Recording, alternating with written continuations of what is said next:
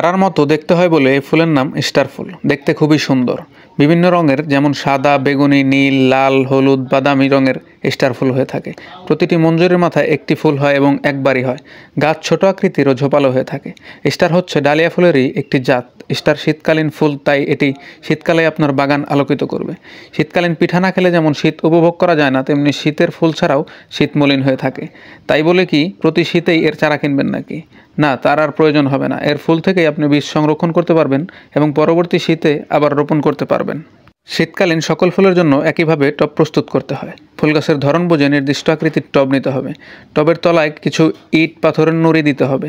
টবকে মাটি দিয়ে ভরাট করার আগে অবশ্যই অর্ধেক পচা গোবর বা পাতা পচা লতা এবং অর্ধেক দোআঁশ মাটি দিয়ে মিক্স করতে হবে।